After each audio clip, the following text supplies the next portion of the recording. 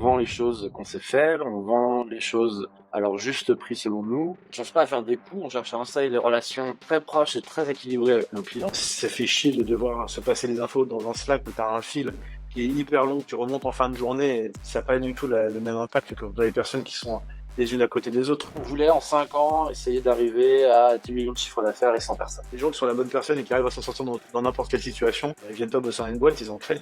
C'est pas fait pour tout le monde l'entrepreneuriat. Et en même temps, c'est pour qui c'est fait, c'est un truc qui est tellement prenant, tellement excitant. Salut Christophe, salut Clément. Salut Théo. Merci d'avoir d'avoir accepté mon invite sur le podcast. Alors, vous êtes les cofondateurs de Yuri and Neil. Vous allez dire qui est qui, cerveau gauche, cerveau droit. On m'avait dit que vous n'avez pas forcément cette répartition. Comme on disait hors antenne, nous, ce qui nous intéresse bien, c'est de comprendre ce que vous faites aujourd'hui, ce que fait l'agence, mais d'aller un petit peu sur ce que vous faisiez avant et tout ce qu'on peut ne pas voir sur LinkedIn, behind the scenes, qu'est-ce qui fait que vous en êtes là. Et puis, on disait aussi que c'est à trois. Je trouve ça hyper intéressant. On pourra faire ce petit ping-pong échange. Alors, je sais pas qui veut prendre la parole pour recommencer tout au début de son histoire et nous raconter comment ça a commencé. Ça peut être que Christophe, hein, c'était lui le tout premier à mettre les mains dans le cambouis. Ok. Ok.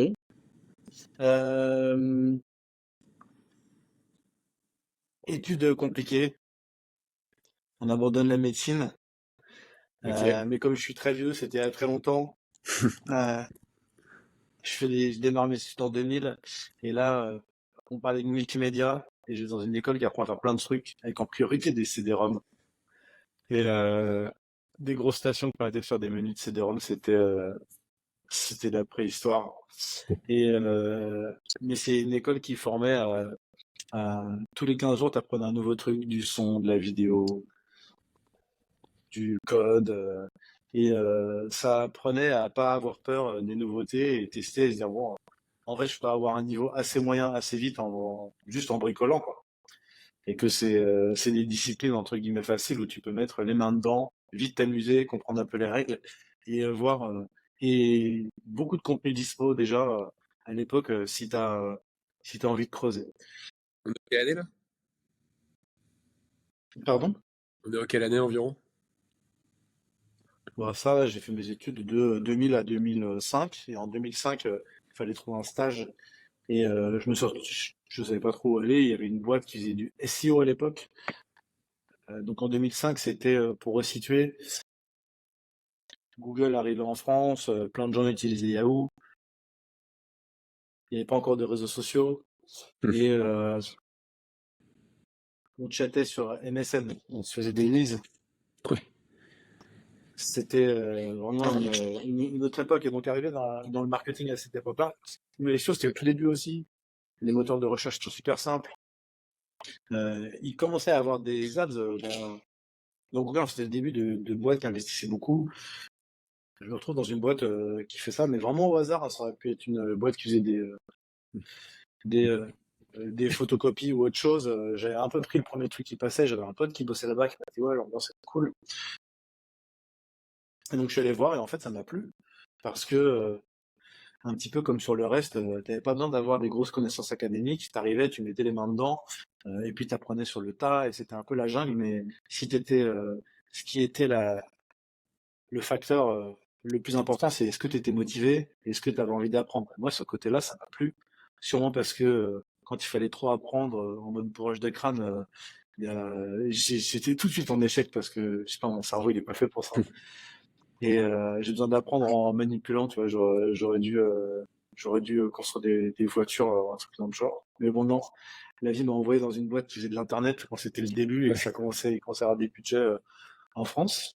Et puis, rapidement, j'ai fait ça pendant 5-6 ans. Après, j'ai changé de boîte, je me suis retrouvé dans une boîte. Et c'est là où on s'est rencontré avec Clément, qui était une petite agence qui faisait du marketing. Euh, et on était dans les premiers. Clément était arrivé il n'y a pas longtemps. Moi, je suis arrivé juste après 4 ou 5e employé de la boîte. Et puis, on a bossé ensemble. On a développé cette boîte en tant que salarié. On l'a mené à un point où elle a été rachetée par un groupe de communication. Ok. Dans ce groupe de communication, on a passé 7-8 ans où tous les deux on a continué à bosser ensemble, on avait des postes plus élevés, on a pu faire plein de contacts et surtout, je pense qu'on voyait ce que c'était gérer des gros clients beaucoup plus en hauteur et de manière beaucoup plus globale. Et, euh, et puis on avait accumulé quand même une quinzaine d'années d'expérience entre une toute petite boîte qui est en mode vraiment bricolage avec des tout petits clients du début et tout est un peu fait à l'arrache. Une organisation beaucoup Ouais. plus large où il faut réfléchir à la manière de faire travailler des gens qui ont rien à voir ensemble et satisfaire des clients qui sont super exigeants. On avait vu un peu les deux et au bout d'un moment, je pense qu'on était dans le même bureau et on discutait toute la journée. On faisait pas que discuter, hein, mais entre les calls et les trucs relous, on discutait de mais qu'est-ce que tu aimerais faire et tout. On faisait que constater les dysfonctionnements, mais qui n'étaient pas parce que la boîte était mal pensée, juste parce Ouais. qu'arrivé à un certain stade, et quand c'est des accumulations de plein de boîtes, t'as forcément des dysfonctionnements qui apparaissent. Euh, et donc, toute la journée, on disait, ah, mais tu vois, ça, ce truc-là, si c'était moi qui l'avais fait, bah, ça, je l'aurais fait différemment. Ah, regarde, ce truc, il marche pas. C'est parce que c'est évident, si tel et tel gars, en fait, ils ont pas des intérêts qui sont compatibles, ils peuvent pas bosser ensemble efficacement. Et en fait, on faisait que comme ça, euh, avoir ce genre de réflexion, qui était plutôt des critiques constructives parce qu'on n'envisageait pas de monter un truc, on était plutôt en train d'essayer d'améliorer le système dans lequel on se trouvait. Mais à un moment donné, la liste des améliorations elle est tellement longue qu'on a dit laisse tomber, faut nous repartir de la feuille blanche. Ça tombe au moment en plus où ça faisait quelques temps que ça nous titillait, qu'on avait ça un petit peu en fond de discussion de un jour, il faudrait qu'on fasse un truc, si on le fait ensemble et tout, je suis sûr que ça peut être cool, on s'entend bien, on est potes, et dans le taf, ça roule. Et donc, et voilà, quand, fin 2017, on s'est dit, bah, vas-y, c'est le bon moment. On en avait tous les deux bien marre de là où on en était, et je pense qu'on avait bien accumulé l'expérience qu'il nous fallait. On avait une idée assez claire de ce qu'on voulait faire. Donc, on a un peu fait tourner une pièce, et c'est moi qui ai eu le côté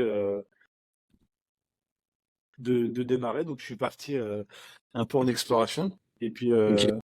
on se disait, bah, si on sent qu'il y a un peu si on sent qu'il y a un peu d'intérêt pour le truc qu'on propose, qu'on va te raconter après, je pense, tu viens avec moi, et voilà, hein. C'est vraiment parti comme ça, sur la base de on voit plein de dysfonctionnements et si on additionne tout, en fait, on n'a pas besoin de réinventer la roue, juste on essaie de tout refaire bien, mais intelligemment pensé depuis le début, et c'est très dur de défaire un truc qui est le résultat de plein d'accumulations. Par contre, si tu fais tout bien, si tu penses bien ton truc depuis le début, ton petit Lego, tu as quand même pas mal de chances pour que tout s'emboîte efficacement.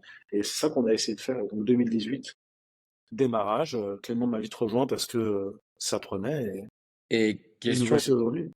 Ok, trop cool. Après, je vois que tu te retrouves quand même à un poste à forte responsabilité avec pas mal de gens peut-être sous tes ordres ou tu es dans une grosse boîte avec des gros clients, mais quand tu commences de zéro, tu peux pas tout de suite avoir des gros clients. Comment tu gères cette partie-là? Eh ben, en fait, il y a plusieurs choses qui se télescopent. Le premier problème auquel tu te confrontes, c'est celui des services achats, euh, qui, pour des risques de dépendance financière, pour des risques de la boîte a pas trop d'exercice, on n'est pas sûr de la stabilité ou de la pérennité de leurs actions dans le temps, tu te retrouves un petit peu contraint. Donc, tu passes plutôt par tes interlocuteurs opérationnels pour dire des choses en direct, jusqu'à être au plafond de ce qui est autorisé et qui varie selon les boîtes de quelques dizaines de milliers d'euros à 100 000 balles. Je pense que c'est ça à peu près le max qu'on peut retrouver sur des typologies de missions qui, du coup, ne peuvent pas être dépassées. Ouais. Et donc, pendant 3 ans, tu es un peu contraint par ce phénomène-là. Ce qui en soi est pas non plus un énorme problème, je trouve, parce que ça te permet aussi de penser un peu la machine, d'ajuster un peu les rouages et d'être certain de délivrer de la bonne manière sur ces projets ambitieux et de le faire. Alors, peut-être que 2 ans, ce serait suffisant et la troisième année, elle était un peu en trop.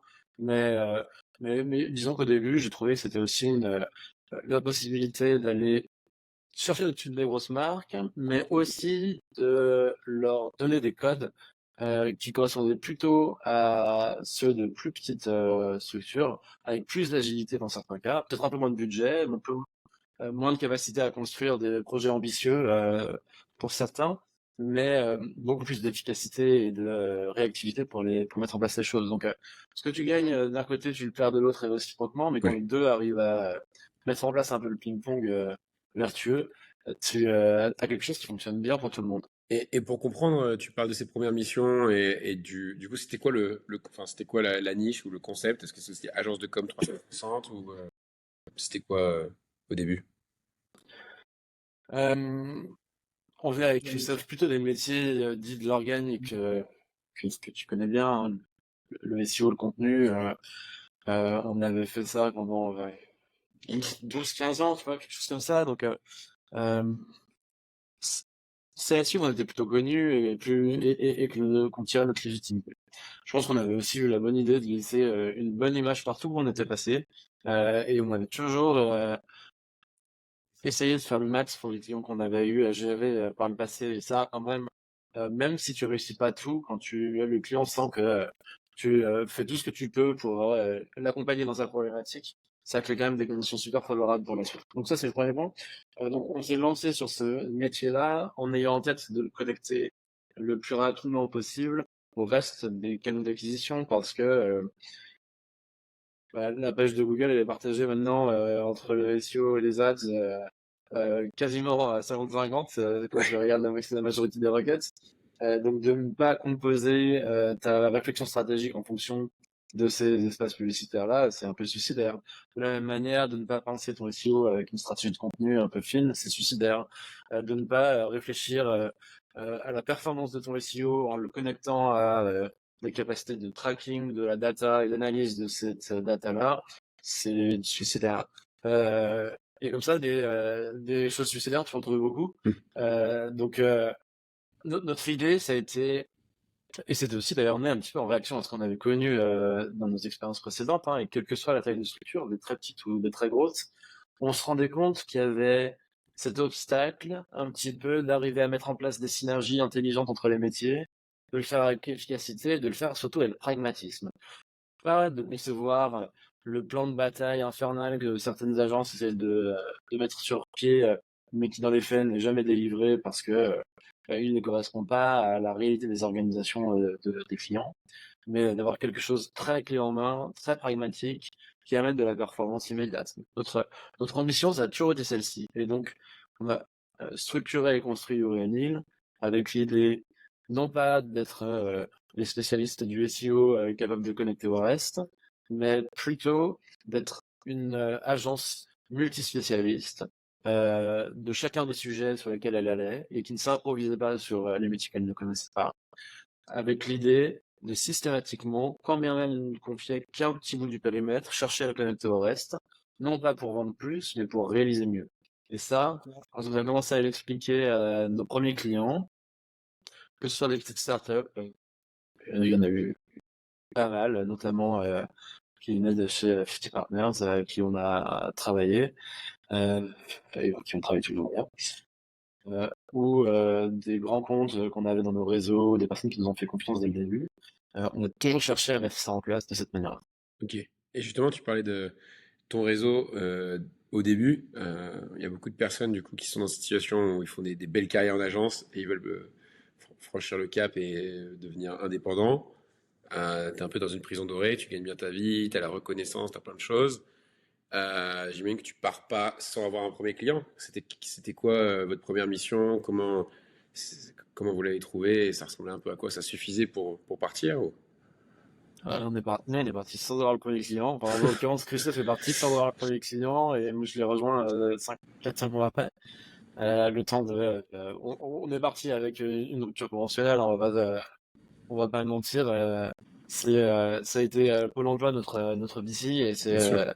c'est Pôle emploi qui nous a permis, comme beaucoup, hein, de lancer les choses. On est parti en plus avec Christophe qui avait un enfant d'1 an, moi le mien qui est né quasiment le jour où j'ai rejoint pour de vrai Yuri, ce qui fait presque une sorte de jumeau un peu chelou.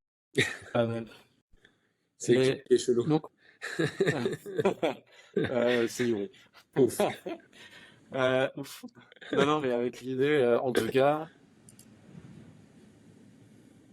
de En fait, on considère que c'était un risque malgré tout limité. C'est-à-dire, on est dans des métiers où c'est le plein emploi. Euh, je suis, le seul risque que tu prends, c'est le petit bout de salaire sur lequel tu t'assois. Alors, à notre époque, je crois que tu touchais 60% de ta rémunération avec le chômage, un truc comme ça. Je sais pas trop si ça a changé depuis. J'ai moins suivi. Euh, mais bon, comme en même temps, tu es dans la construction de ton entreprise, très focus et un peu même presque obsédé à l'idée de passer les étapes. T'as de toute façon un peu ralenti sur les loisirs, sur les vacances et sur ces choses-là, donc les 60%. Donc j'ai pas vécu ça comme une contrainte. Je crois pas que c'était le cas pour Christophe non plus.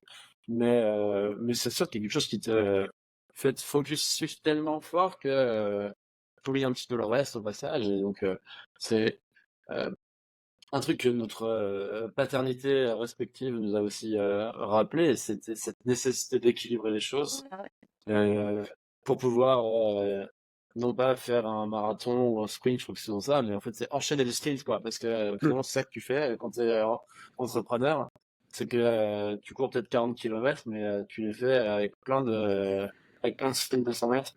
Et ce rythme-là, il peut être difficile à tenir si t'as pas quelque chose qui te ramène un peu à la réalité. Et je pense que pour Christophe et moi, ça a été quand même notre progéniture, hein. Super. Du coup, tu pars sans client, tu te laisses un peu de temps. Comment ça évolue à partir de là? Tu dis que tu voulais, en fait, vous vouliez un peu régler des problèmes que vous voyez en interne d'une énorme boîte qui peut avoir ses problèmes de paquebot, on va dire, et vous être un peu plus souple, peut-être comme une barque. Vous avez d'autres analogies assez originales aussi sur votre site, et c'est ça qui est génial. Euh, du coup, qu'est-ce que vous avez mis en place dès le début pour être un peu différent? Et ouais, parlons des premières missions, premiers clients et première année. Combien de temps vous êtes restés tous les deux? Et puis, quand vous avez commencé à faire rentrer du travail, comment vous avez commencé à vous staffer? Euh, les premiers clients, c'était plutôt des profils start-up. Ok. En fait, les premières missions, on les délivrait nous-mêmes. C'était plutôt des missions de stratégie générale d'acquisition, de dire bah moi je fais tout ça, j'aimerais aller plus loin. Où est-ce qu'il faut que j'appuie plus fort? Où est-ce que je suis bon et il faut que j'arrive à le conserver? Qu'est-ce que je dois ajouter dans mon mix? Est-ce que je mesure bien? Est-ce que j'ai les bonnes personnes dans l'organisation? Euh, des choses assez générales comme ça qu'on faisait nous-mêmes et qui nous ont, je pense aussi, permis de nous mettre à jour sur pas mal de sujets parce que on restait dans le métier, mais on était quand même plutôt dans l'encadrement d'équipe. Donc du jour au lendemain, tu dois retourner dans les chiffres, retourner dans les plateformes et te mettre au goût du jour surtout. Ce qui nous a permis aussi de réaliser que en fait ça c'est une clé importante dans ce métier qui nous a servi tout le long, c'est qu'il faut tout le temps garder les mains dans les plateformes, les mains dans les outils, être très très proche des équipes qui réalisent. Parce que le jour où tu sais plus trop en parler, tu perds, euh, tu perds la bonne maîtrise de ce que font les gens chez toi et de la direction dans laquelle tu dois être capable d'emmener tes clients. Ça, c'est le premier truc. Donc, on faisait tout nous-mêmes. Et puis, on a eu une personne qui nous a rejoint, qui nous aidait plutôt à avancer sur des petits livrables, le temps qu'on soit en rendez-vous, parce que globalement, on passait nos journées à courir à droite à gauche en rendez-vous. On avait pris un petit bureau dans un coworking et on essayait de s'envoyer des messages pour synchroniser. Mais il fallait les docs qu'on vendait la journée, il fallait les faire le soir. Donc, comme le disait Clément, on avait des enfants en bas âge à ce moment-là, les nuits sont déjà courtes, donc en plus tu dois faire rentrer du taf dedans, c'est l'enfer.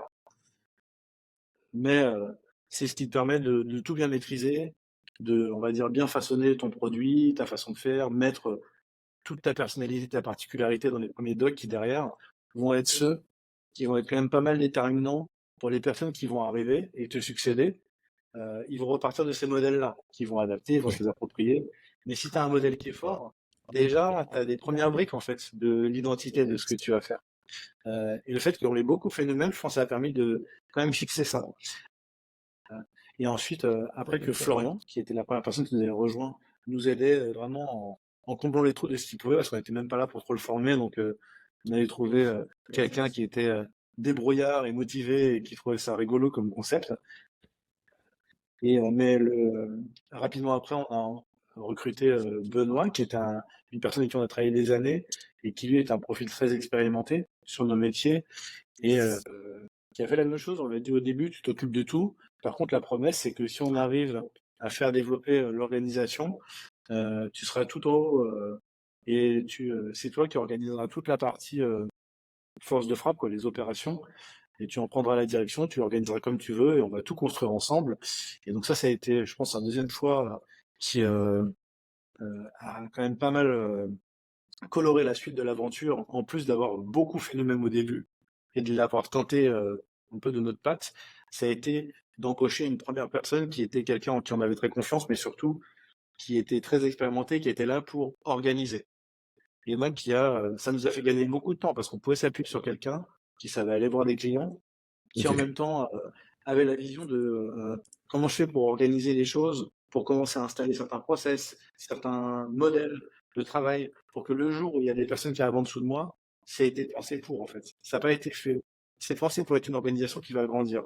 Et donc lui, il a su faire ça, ça nous a fait gagner beaucoup de temps, ça nous a fait gagner en efficacité, ça a permis de s'assurer que les premiers clients qu'on faisait venir étaient contents et donc restaient. Et donc, tu as une base qui grandit, en fait, et un socle qui est de plus en plus solide. Tu pas tout le temps en train de remplir un panier percé. Et donc, voilà.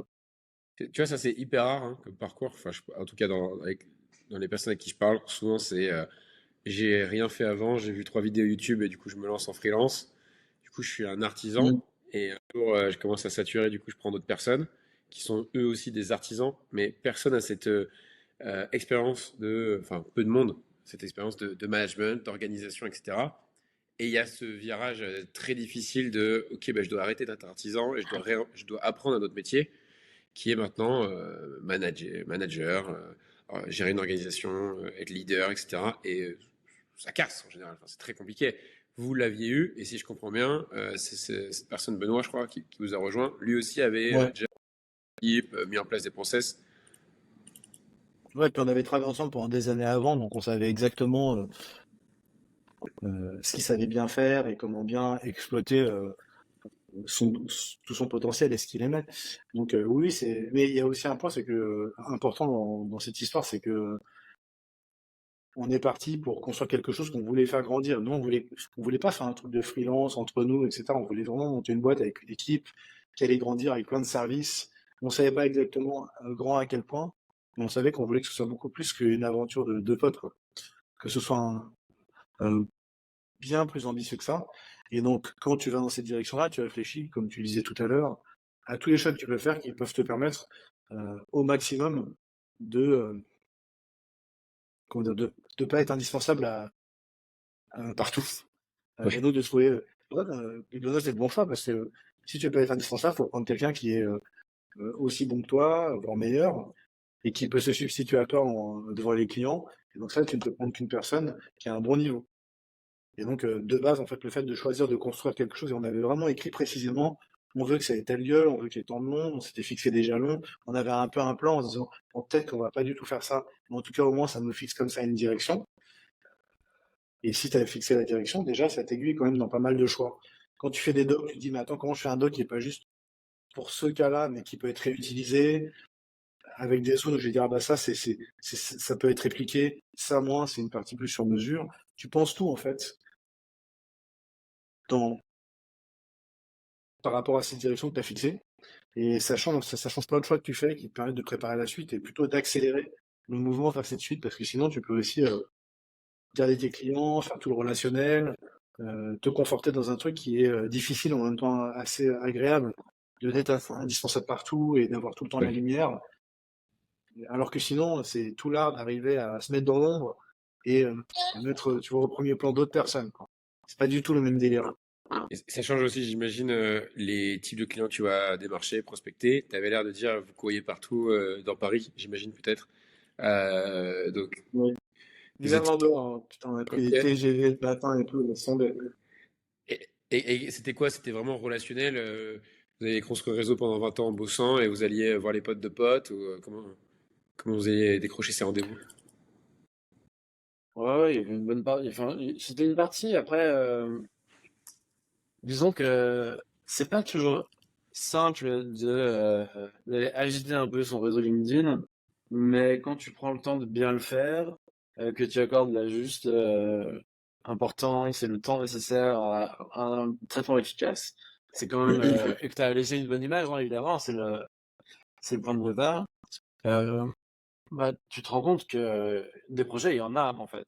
Et que de la même manière que quand tu grossis, tu comptes des boîtes qui font de la prospection pour toi, ou du email, ce que tu veux, et avec le volume, tu arrives à en faire. En fait, quand tu vas attaquer ton premier cercle, tu as besoin d'un peu moins de volume, mais tu as à peu près le même pourcentage de projets. Là, en soi, c'est juste qu'il est concentré sur un peu moins de monde.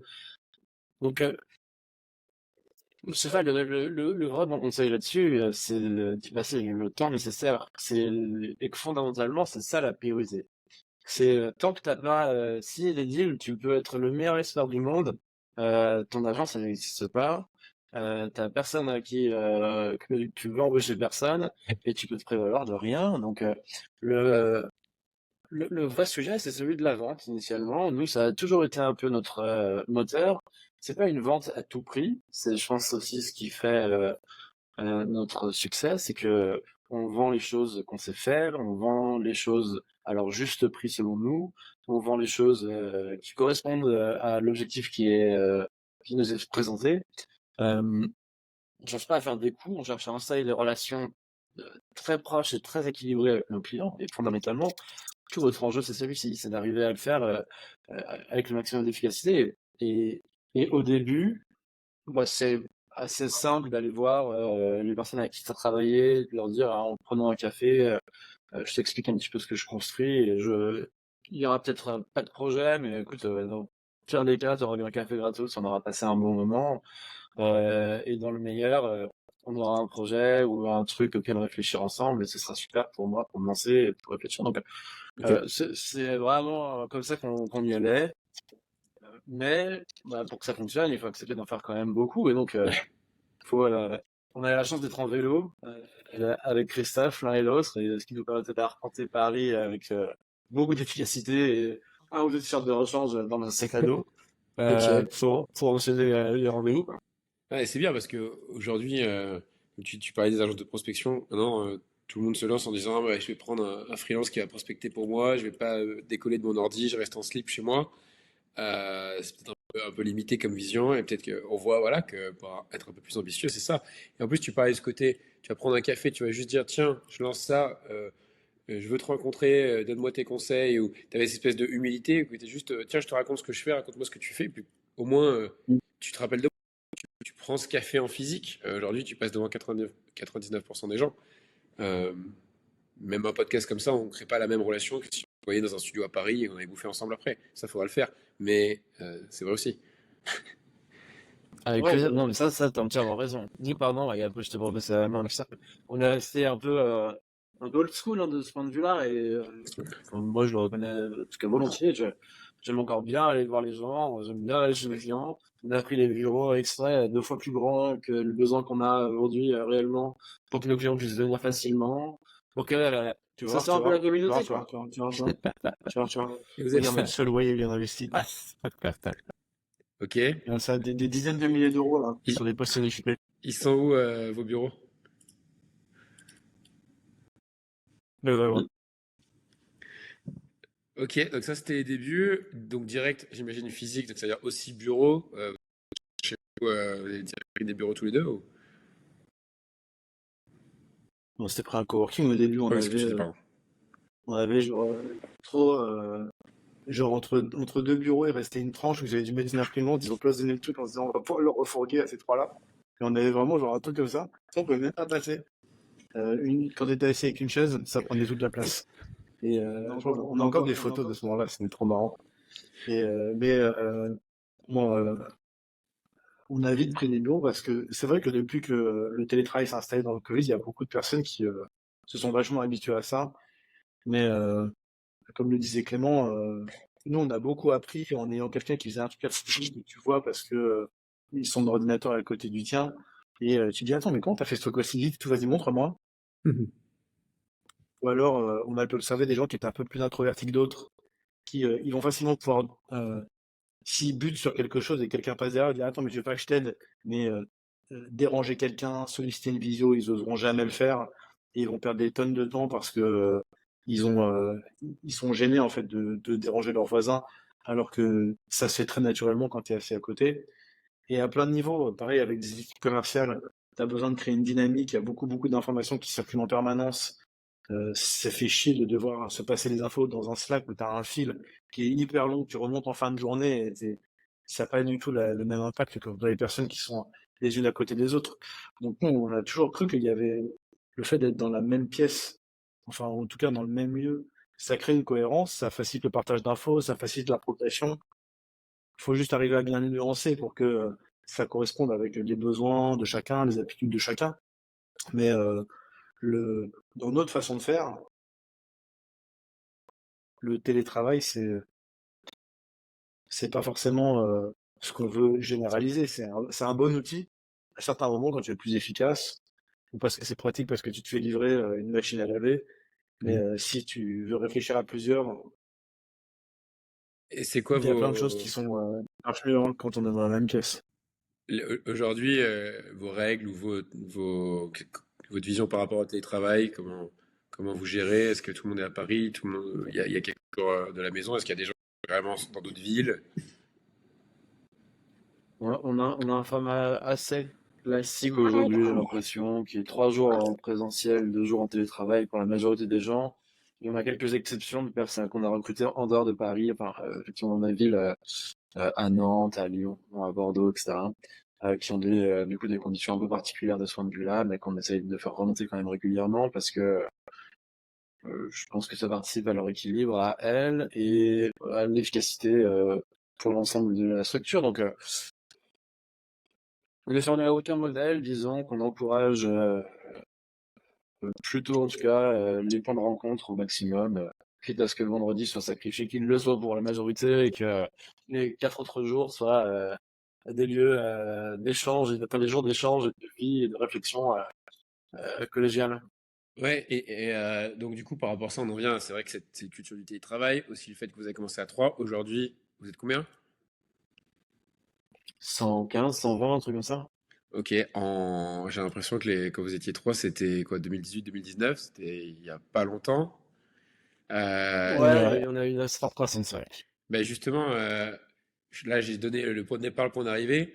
Ça a été quoi, du coup, les étapes? Ça a été quoi les moments où ça marche, ça casse? Tu vois, ces espèces de paliers.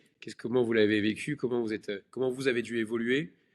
Tu parlais aussi d'avoir cette vision dès le début de on veut faire quelque chose de structuré, de gros, etc. Enfin, moi, j'adore et bravo. Est-ce que ça a suivi? Comment vous avez un peu redéfini vos objectifs? Et puis, ouais, ça a été quoi les points de rupture, les paliers pour quelqu'un qui nous écoute aujourd'hui, qui essaye de dire, OK, moi, je veux pas juste me lancer en mode freelance, mais je veux créer quelque chose de gros. Et puis, qu'est-ce qui vous a permis, quels ont été vraiment les moments clés en termes de croissance, en termes de, OK, ce nouveau client nous fait passer à une autre dimension? C'est marrant parce que c'est un sujet dont je parlais la semaine dernière avec justement un de ces clients qui nous a permis de se passer dans l'autre dimension. C'est qu'il y a eu un peu simultanément, je trouve, c'était fin 2020, deux gains qui ont été des accélérateurs majeurs pour nous, de grands comptes, qu'on a réussi à signer de façon entièrement décloisonnée, sans les contraintes des services achats dont je te parlais au tout début. Et qui pour nous ont été, je pense, le premier vrai accélérateur. Bon, alors on avait quand même toujours eu la croissance parce on s'était fait un plan simple, on était nul en BP avec Christophe, on n'avait jamais fait de notre vie. Et chez une BP, ça n'engage que ceux qui y croient. Euh, notre, on s'est quand même dit on voulait en 5 ans essayer d'arriver à 10 millions de chiffres d'affaires et 100 personnes. C'était à peu près la target qu'on s'était fixée. Pour ça, plutôt que de le raccrocher à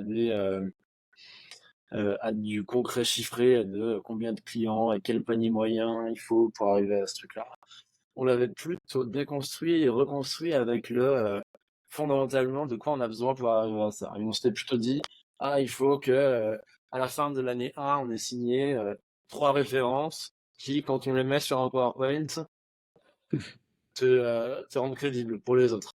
Ok. À la fin de l'année 2, il faut qu'on ait un compte international. À la fin de l'année 3, il faut qu'on ait une équipe qui est capable de faire 4 métiers différents. Et tu vois, on avait un peu construit les choses comme ça, avec l'idée d'essayer de s'en tenir au plan, et on y est assez bien arrivé, en réalité. Donc Ouais. ça a été, je pense, une approche où on sait jamais trop, on se pose souvent la question avec Christophe, est-ce que c'était une prophétie autoréalisatrice qui s'est fixée initialement, et peut-être que si ça se trouve, si on avait mis le double, on aurait pu atteindre le double, et que si on avait mis la moitié, on aurait atteint que la moitié. Alors, vraiment, on n'en sait rien, mais disons qu'il y a eu ça. Mais c'est vrai que quand même, on a bien passé le Covid. Je pense qu'on a eu pour nous, plutôt que comme certains, enfin, disons comme pas certains, plutôt dans le contexte, ça t'incitait un peu presque à le faire, de se dire, ah bon, c'est dur, attendons un peu et on verra bien ce que ça donnera quand les choses redeviendront normales. Nous, on s'est dit, attends, c'est le moment où les gens, justement, vont un peu poser les armes et baisser les bras. C'est-à-dire que sinon, on se retrouve les manches, on va pouvoir engranger 2 fois plus, quoi. Et, et je trouve que cette année 2020, elle a été assez déterminante pour nous mettre sur la rampe. Et la fusée, elle a fortement accéléré à ce moment-là. Euh, et après, on a réussi à garder à peu près cet état d'esprit et ce rythme, tout en continuant de se mettre des critères plus qualitatifs que quantitatifs. On a toujours été assez mauvais pour gérer la partie financière, par exemple, de notre agence, mettre des vrais KPI de croissance, avec des calculs savants, c'était pas trop de trucs. On est en train de rattraper un peu le retard maintenant, parce qu'il le faut et que à une certaine taille, c'est nécessaire. Au début, je pense que si tu arrives à te faire payer tes missions, juste, c'est pas la priorité. Donc, si tu as le choix entre aller vendre 2 fois plus ou gérer 2 fois mieux, je dirais que ça vaut le coup d'aller vendre 2 fois plus. Et puis arrive un moment de bascule où tu as plutôt intérêt à gérer 2 fois mieux, mais euh, au début, vraiment, les 3 4 premières années, c'était pas nécessaire. Ouais, vaut mieux aller optimiser quand Bah, il y a plus à effectivement, optimiser. ouais, Ouais, parce exactement. que dès que tu commences à avoir des personnes qui passent plus de temps à encadrer les autres qu'à s'occuper de clients, si je te pose la question ça redéfinit un peu ton équation. Donc, est-ce que tu vends même TJM? Est-ce que tu vends leur temps? Est-ce que c'est un mélange des deux? Est-ce qu'il faut que tu t'asseyes sur une certaine rentabilité? Est-ce que c'est de l'investissement? Il n'y a pas de bonne réponse, hein. C'est juste différents outils pour parvenir que tu peux utiliser pour réaliser ton objectif. C'est sûrement un mix de tout ça. Mais ouais, ça change la donne, hein. Quand t'as plus que des gens qui bossent et donc il suffit de vendre leur temps, que t'as aussi des personnes qui sont pas directement exposées aux clients, dont les gens ne sont pas directement vendus, t'as des nouvelles considérations qui se posent. Et à partir de quand, du coup, vous avez dû avoir en gros ce premier layer de management entre vous et les personnes, mais tu vois le TJM. Je crois que c'était quand on était une vingtaine à peu près, hein, de mémoire, qu'on commençait à pas avoir tout le monde en bateau. Donc en réalité, il y avait Benoît qui tout de suite était là pour manager l'équipe, il gérait tout le projet, donc et il a toujours gardé les mains dedans. Ouais, moi je dirais à partir de 15-20 personnes, tu commences à avoir des personnes intermédiaires qui t'aident à organiser le travail des autres, qui bossent sur des projets en même temps. D'ailleurs, c'est toujours le cas de nos managers, hein, ils travaillent sur des projets. Il y a peu de gens qui sont complètement déconnectés de la réalité des opérations. Euh, ouais, c'est à peu près ça. Puis après, t'en as de plus en plus, donc le problème change. Et puis après, un stade, t'avais des managers de managers. Enfin, le problème se répète dans une nouvelle dimension, ainsi de suite, quoi. Et du coup, comment votre job, enfin deux questions, comment votre job il a évolué, justement par rapport à ces différents paliers, est-ce qu'il a évolué ou pas, ou est-ce que vous faites plus ou moins toujours la même chose? Non, mais vous allez me dire. Et comment vous avez répondu à ces questions tu parlais, tu disais, est-ce qu'on facture juste le TJM, est-ce qu'on rajoute une partie du manager, machin? Est-ce que vous êtes fait coacher? Est-ce que vous êtes dans je sais pas, des groupes de, de- gérants d'agences? Vous avez d'autres potes qui ont des agences? C'est quand même des questions pas faciles si vous êtes juste ensemble. Alors, sur cette question, on n'a pas vraiment eu de coaching. On a effectivement quelques agences, patrons d'agence avec qui ça reste des petits milieux, donc on connaît, avec qui on discute régulièrement, avec qui on s'entend bien, et certains ont été de bons conseils à certaines étapes. Pas tellement sur comment fixer nos TGM, ce genre de choses, parce que ça, C'est un peu comme la recette de Coca-Cola de l'agence, hein. Oui. Si tu commences à donner des conseils là-dessus, tu t'exposes au risque qu'ils se mettent à 1 euro moins cher la fois suivante sur l'appel d'offres où vous êtes tous les deux. Mais en revanche, qui aurait été peut-être plus intéressant pour participer à la réflexion sur la structuration et la manière de faire, et ça a eu des conséquences aussi sur notre rôle directement pour répondre à la première partie de ta question, qui est, et c'est un petit peu ce que je te disais, là au début, notre obsession c'était la vente. C'est en train, mais vraiment pour le coup depuis un peu la dernière et ces années, de se transformer vers notre obsession, c'est la gestion. Et la gestion, c'est une Ça a l'air notion cool, un boucle à faire. large. Ouais, non, mais c'est une notion assez large en réalité, parce que c'est à la fois gérer l'existant et en même temps gérer le futur. Ça veut dire comment est-ce que tu optimises au maximum les choses que tu as déjà dans ta possession entre tes quatre murs pour en tirer le maximum d'efficacité, de valeur, d'intérêt pour tes clients, pour tes équipes, etc. Et le futur, c'est comment est-ce que tu t'arranges pour que ce soit durable, donc que c'est l'espèce de scaling nécessaire de ton organisation se fasse de la meilleure manière possible, avec les réflexions que tu peux avoir autour de croissance externe, les réflexions que tu peux avoir autour de lancer une nouvelle activité, de rationaliser une qui fonctionne pas aussi bien que tu l'espérais, d'embaucher le super talent qui peut t'amener quelque chose que tu n'as pour l'instant pas. Bref, il y a pas mal de choses qui rentrent en ligne de compte dans cette idée de la gestion. Et je pense que c'est vraiment aujourd'hui notre mission principale. Et tu parlais de Ouais, recruter. C'est Vas-y, encore vas-y. vous qui recrutez? Et aussi, est-ce que c'est encore vous qui vendez? Et sinon, depuis quand et comment vous êtes du coup entouré là-dessus? C'est principalement depuis l'année dernière qu'on ne fait plus intégralement qu'on ne remplit plus intégralement ces fonctions-là. Même si on est encore comme je le disais au tout début, on garde les mains dans la réalité des clients, dans leurs besoins, et le mieux c'est de rester à leur contact. Et la meilleure manière d'évaluer tout ça, c'est de continuer à faire de la vente. Rester quand même un pied sur le terrain, on en fait encore beaucoup. Le recrutement, il y a toute une partie du travail qui est réalisé par d'autres personnes, et on va intervenir évidemment sur les postes importants ou les gens avec qui on va bosser directement, ou alors sur d'autres postes, mais plutôt pour donner un avis en fin de parcours. Et donc on va participer à... Il y a au moins l'un de nous qui va rencontrer chaque personne qui est recrutée avant qu'elle le soit. Donc, et ça, ouais, c'est depuis l'année dernière, globalement, parce qu'on avait moins de temps pour le faire, et on s'est rendu compte que tu te poses la question à un moment donné de où est-ce que mon temps est mieux investi pour produire le maximum d'effet sur la boîte. Et comment la réponse à cette question, elle est pas non plus trop contradictoire avec ce qui m'amuse, parce que si ton temps est mieux investi, c'est de faire de la compta, bah, mauvaise nouvelle, ça va être chiant. Enfin, sauf pour les gens qui adorent la compta, il y en a peut-être, et, euh, et bah, qu'ils n'hésitent pas à m'appeler parce que on a plein de trucs à faire pour eux. Mais en dehors de ça, tu te poses la question de où est-ce que tu as le meilleur impact, parce que la denrée qui est limitée, c'est ton temps. Donc tu dois l'investir au mieux. Et à partir de là, tu dis, bah, en fait, sur tous ces aspects-là, moi, j'apporte moins de valeur finalement parce que je suis pas si bon que ça, ou parce que il y a une partie qui est hyper répétitive qui n'a pas besoin d'être faite par moi.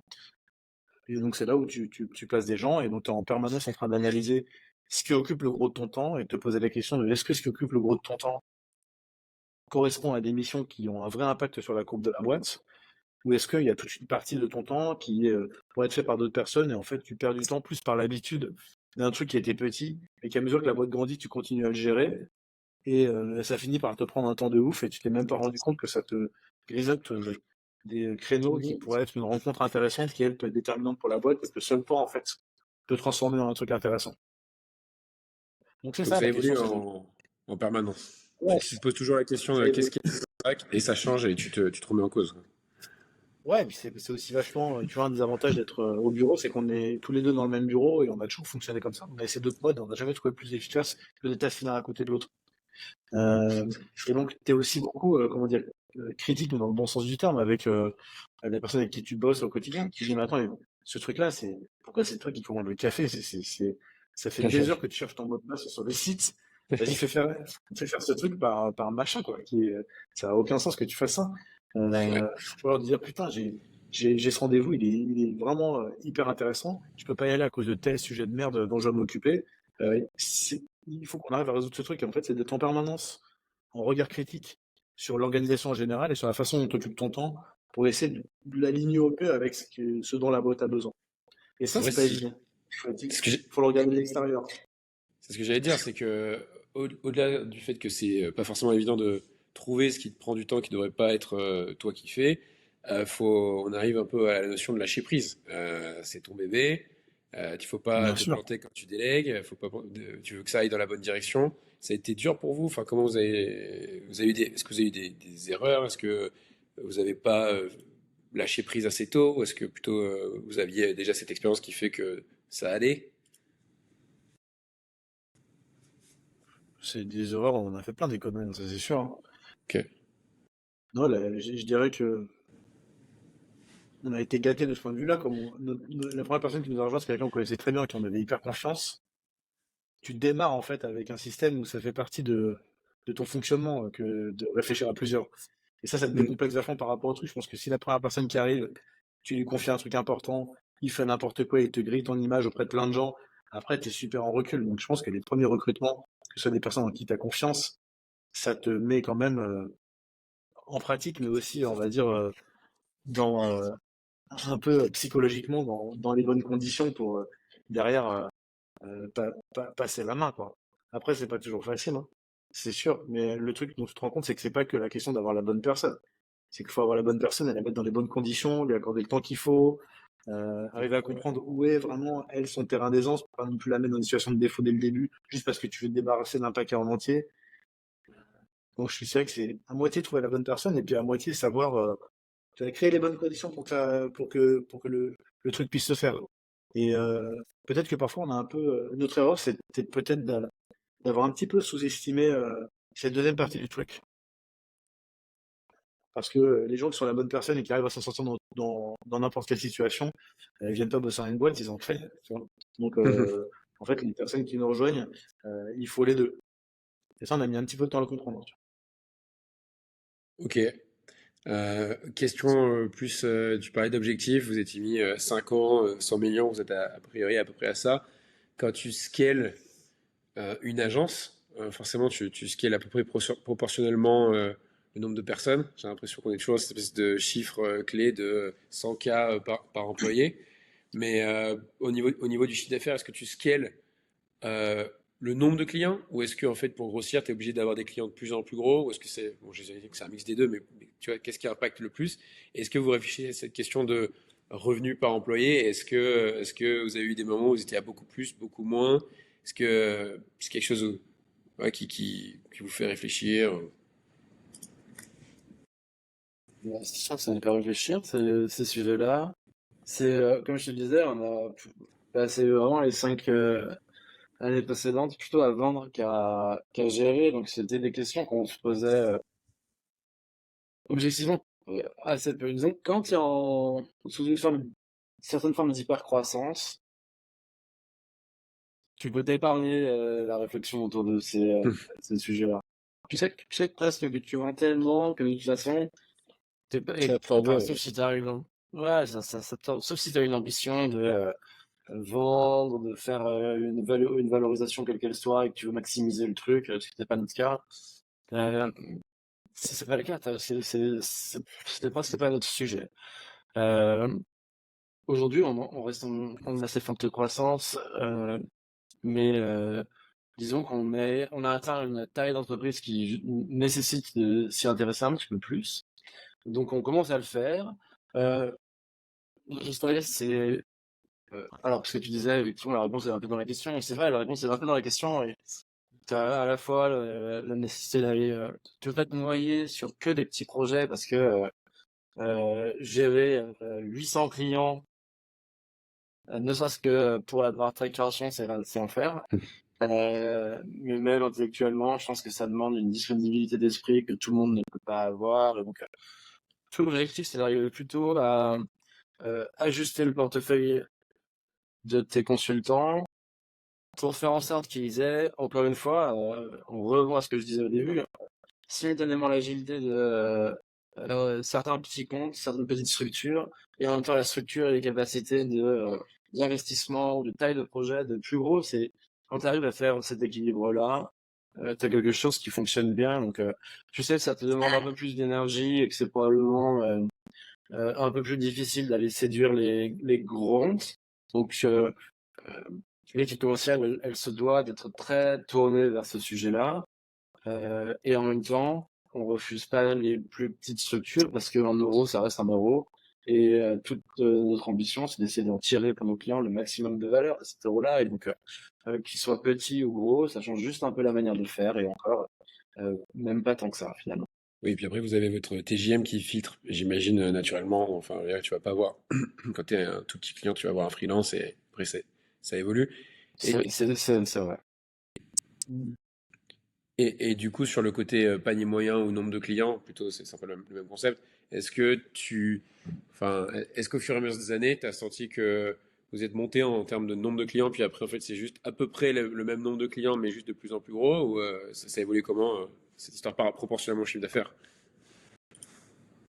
Bon, moi, je dirais qu'on est monté à peu près sur les deux valeurs de manière assez parallèle. Ok. Et le nombre de clients, faudrait que je regarde, j'ai pas les chiffres exacts en tête, mais je dirais qu'il a quand même suivi une trajectoire assez linéaire.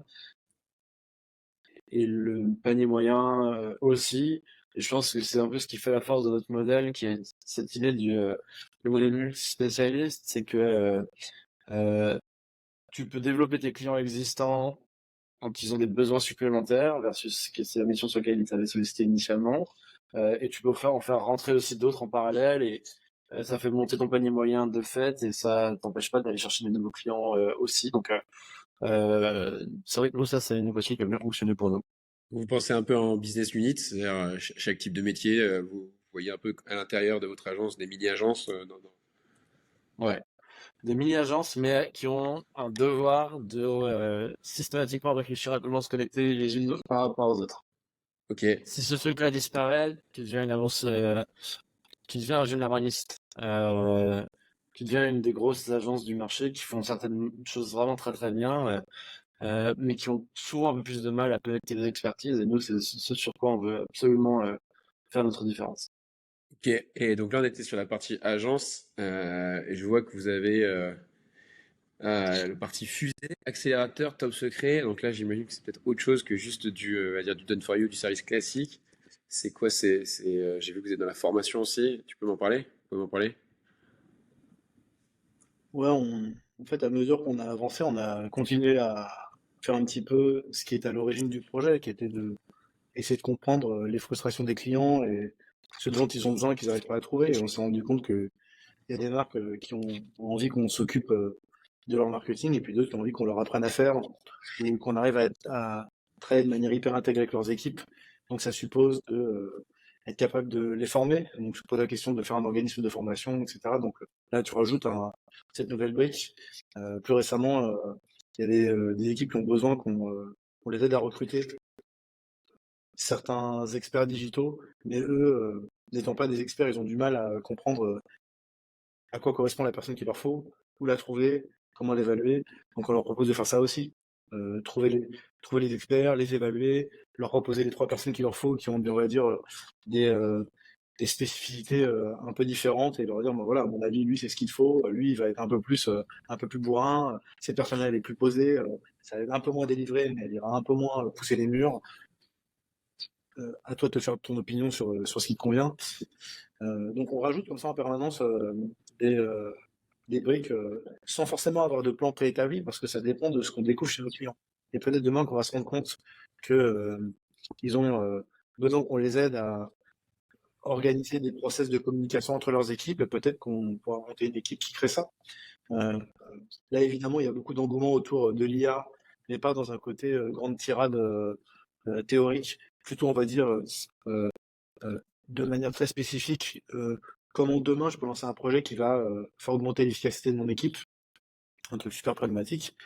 Euh, Nous, c'est quelque chose qui est en train évidemment d'émerger, cet intérêt, mais pour des mises en place spécifiques, rapides, efficaces, sans avoir besoin de théoriser pendant 3 heures sur le concept. Euh, Typiquement, ça, c'est une des dernières lignes de service qu'on a ajoutées, là aussi sur la base de la découverte des besoins qu'ils avaient. Donc en fait, une bonne manière de faire, c'est de garder cette écoute active et être attentif. Et dès que tu sens qu'il y a une petite aspérité, tu te poses la question de dire, mais attends, mais c'est-à-dire, non, mais explique-moi exactement qu'est-ce qu'il faudrait, comment il faudrait le faire, et c'est quoi vraiment le truc que tu adorerais avoir. Et tu fais parler, en fait, la personne, elle te dit ce qu'elle voudrait acheter. Et quand tu as 10 personnes qui t'ont dit la même chose, tu sais qu'il y a un truc à faire. Nous, on a toujours fonctionné depuis le début, et on continue à faire ça. Et plus tu as de clients, plus il faut arriver à le faire de manière large, d'où le fait d'avoir un pied sur le terrain, parce que c'est plus facile quant à la vision générale de poser ces questions-là et d'arriver à comprendre, ah tiens, là il y a une porte qui s'ouvre, je vais essayer de voir ce qu'il y a derrière. Et c'est de là que sortent les meilleures idées. Ouais, et puis c'est pour ça, enfin, c'est là aussi où je trouve que c'est trop smart d'être parti en mode la gestion, on verra plus tard. Pour l'instant, on fait grossir, on fait du chiffre. J'imagine tout en étant rentable et en vivant bien, sinon ça n'a aucun intérêt. Et puis même avec ce côté, vous parliez de work-life balance dès le début, en ayant commencé en tant que papa, je pense que tout de suite ça cadre. Mm. Et dire, une fois que tu as plus d'une centaine de beaux clients en portefeuille qui ont plein de besoins, des grosses équipes, etc., c'est là où tu as toutes les opportunités. Et comme tu dis, voilà, c'est de l'écoute active, c'est de la vente, mais finalement, tu es un peu le service informatique de ces boîtes-là. Elles ont besoin de vous, vous travaillez bien, et quand il y a des questions. Ouais, c'est ça, mais ça, il faut que tu aies posé déjà la bonne base de type de relation. Parce que tu peux aussi être un prestat qui est là pour débiter des livrables et faire son contrat et se barrer avec les thunes. Euh, Quand tu as ce genre de relations et qui peuvent très bien fonctionner, certains business qui marchent comme ça. Tu arrives, tu délivres ta mission et puis tu passes à la suivante le plus vite possible en fait. Il faut empiler. Ce genre de configuration, elles sont pas propices à ce que la personne elle prenne le temps de t'expliquer, de te dire ah mais moi il y a tel truc qui marche pas, je sais pas comment le résoudre, ça fait chier, ça fait des mois que je cherche une solution et je galère, etc. Ces gens ils t'ouvrent en fait, ils t'ouvrent les livres du truc seulement si toi tu as pris le temps de les mettre en confiance et de faire tout ce travail supplémentaire pour leur faire comprendre que t'es pas là pour disparaître en fait. T'es là pour essayer d'arriver à vraiment comprendre ce qui marche pas, vraiment comprendre comment tu peux aider, vraiment comprendre où tu peux être utile. Donc tu vois, c'est comme tout, c'est que c'est un choix, c'est que tu choisis depuis le début, tu vas mettre ce temps Ouais. supplémentaire parce que tu paries sur le fait que ça va t'apporter un bénéfice de fidélité, de confiance, de tout ça, quoi. Après, faut pouvoir entre guillemets, le financer en tome. Et donc, ça veut dire que bah, tu vas prendre des clients qui ont des projets sympas. Du coup, tu peux, derrière toi, réinvestir en t'investissant avec eux. Ouais, Euh, c'est ça, toi et tu ça vient finis sur. par tu finis par comprendre Ouais. le Et, portrait robot qui marche bien dans ton truc, et puis après ceux-là tu leur accordes une attention particulière. ok. Moi, j'ai vu que pour conclure, vous pensez en plan de 5 ans. Donc là, ça fait environ 5 ans. Est-ce qu'il y a eu un nouveau plan là pour les prochaines années? Petite parenthèse, comment vous avez eu cette idée du plan de 5 ans? Est-ce que vous lisez des livres sur, je sais pas, le business, le développement personnel, faire des objectifs, etc. Parce que apparemment, vous les avez fixés, vous les avez atteints. Donc, deux questions en une. C'est quoi les 5 prochaines années? Et est-ce que vous avez cette curiosité comme moi sur ce genre de livres, etc. Alors, des plans de 5 ans, effectivement, on en a initié un nouveau là, qui a Euh, commencé 2023, ça a été un peu l'année de transition, mais qui a commencé vraiment au 1er janvier 2024, qui va nous emmener jusqu'en 2028 à peu près. C'est un plan qui est super ambitieux, qui passe par continuer à développer nos expertises initiales, les renforcer des expertises complémentaires, s'intéresser à des marchés extra-européens. Et à terme, en fait, aujourd'hui, on arrive vraiment bien à convaincre des boîtes françaises avec des ambitions européennes ou internationales de nous confier des, euh, des missions pour les accompagner sur ces sujets-là. On aimerait bien aussi pouvoir, à terme, le faire dans le sens inverse, c'est-à-dire d'aller chercher des boîtes internationales qui ont des ambitions françaises ou européennes et qui recherchent des partenaires pour pouvoir les accompagner et les porter. Ça, c'est un truc qui nous excite bien et sur lequel on a bien envie d'aller. Donc, on n'a pas écrit pareil, hein, même réflexion que la première fois, il n'y a pas de BP, il y a pas de plan d'action, tu vois, minute par minute du truc, mais en tout cas, il y a quelques jalons comme ça pour essayer de valider cet axe de réflexion prioritaire qu'on a autour de notre ambition. Mais ce qui est sûr, c'est que on a fait rentrer un fonds d'investissement à nos côtés là en fin 2023 Ok. et que notre ambition et donc en fait nous on a réinvesti avec eux dans Yuri tout ce qu'on avait créé comme valeur, ce qui est la meilleure preuve je pense de notre motivation à tirer le film de cette aventure encore au max du max parce que le truc le projet nous excite toujours en fait et que on s'était retrouvé face à des mecs qui voulaient nous racheter, on s'est dit ah mais est-ce que vraiment c'est le moment. Euh, je pense que pour celle-ci, ça a peut-être été un peu, on a peut-être paru un peu hésitant, parce que bah, quand c'est la première fois que tu es confronté à ça, tu te dis est-ce que je prends le chèque ou est-ce que je prends le projet? Et qu'en fait, on a décidé de prendre le projet et que ça a été une réflexion. En réalité, une fois qu'on a considéré vraiment les choses assez courtes, parce que on voit qu'on en a sous la pédale, on voit que on a, je pense, la meilleure équipe avec qui le faire. On a des clients qui nous sont super fidèles, on a des tas de projets en tête et donc notre envie de mettre tout ça en chantier et entière intégralement renouvelé, tu vois. Ok, hyper intéressant. Donc, vous avez fait un quoi, OBO, LBO, comment on appelle ça? Ouais, exactement, MBO, ouais. Ok, donc vous avez pu prendre un peu le chèque et et beaucoup le projet. Beaucoup de projets, hein, pour tout le projet. Ah oui, ça c'est génial et c'est vrai que dans des business comme ça, c'est pas forcément très liquide et c'est bien de voir qu'il y a un choix entre juste vendre et, euh, et juste garder et pas profiter un peu de ce qu'on a créé. Donc c'est hyper intéressant que vous ayez eu cette expérience, enfin, cette opportunité. Donc là, vous avez construit un plan, j'imagine. Du coup, après, est-ce que ça rajoute une petite pression supplémentaire? J'imagine quand il y a un investisseur qui vient, il achète à une valo. Non, non, mais oui, ça rajoute une pression parce que, comment dire, tu as une obligation de succès, mais c'est plutôt une pression qui, on va dire, se transforme en. Ça t'oblige à faire le truc trop relou que tu remets toujours le lendemain, qui est de monter tous tes tableaux de pilotage et d'y réfléchir à tes indicateurs de performance. Quand tu as une inclinaison qui est plutôt vers la vente, comme c'est notre cas, tu privilégies toujours une opportunité commerciale. Quand tu as ce genre d'impératif, tu es obligé de dire, bon, bah écoute, il y en a un, il va aller creuser un peu ce sujet-là parce que c'est nécessaire. Et finalement, quand tu commences à avoir ce type de vision, tu te rends compte que c'est relou, mais en fait, une fois que c'est posé, c'est libérateur parce que tu as une bien meilleure compréhension de où tu peux aller pour réaliser ton plan, les chemins qui sont intéressants, mais qui sont plutôt pour l'année prochaine, les investissements qui sont finalement pas si intéressants que ça, parce que quand tu calcules la rentabilité du truc, tu te rends compte que c'est pas si ouf. Et donc, oui, ça te met une pression, mais ça t'oblige à passer aussi à une nouvelle étape, beaucoup plus minutieuse à ce niveau-là, et c'est sûrement une bonne chose. Ouais, ce que je veux dire, c'est ça qui est passionnant dans cette vie d'entrepreneur et quand tu passes des étapes de croissance, c'est que ça te force à toujours te réinventer, apprendre des nouvelles choses. Là, entre guillemets, on te force, mais c'est génial parce que c'est quelque chose que tu n'aurais pas fait si on te mettait pas un peu la pression.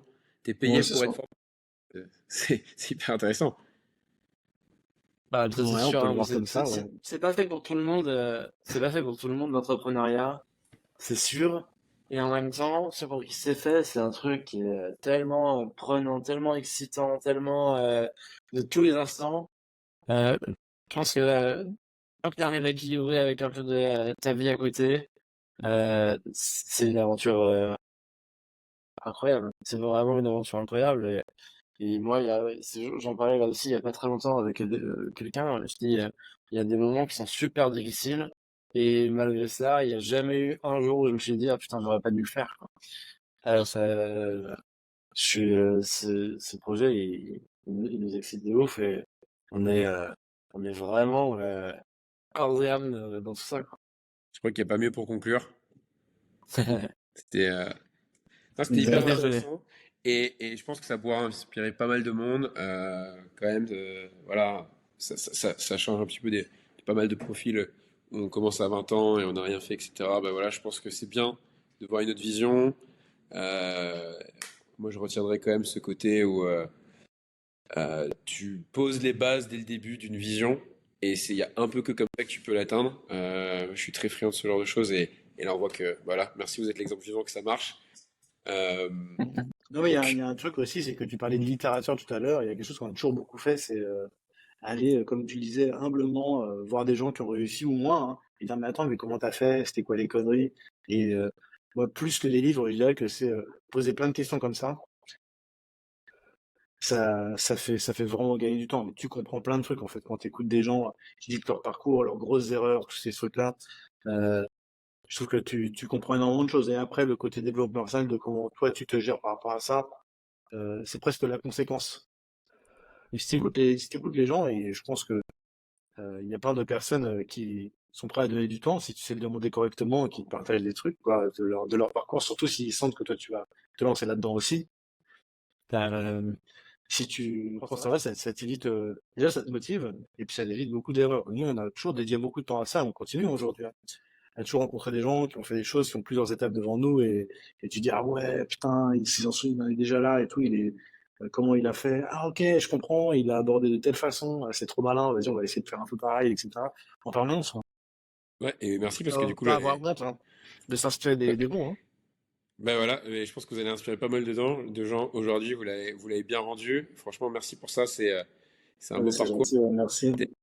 On a commencé bien en déconnant avant et on a réussi à rester plutôt sérieux et Mais très ouais, intéressant.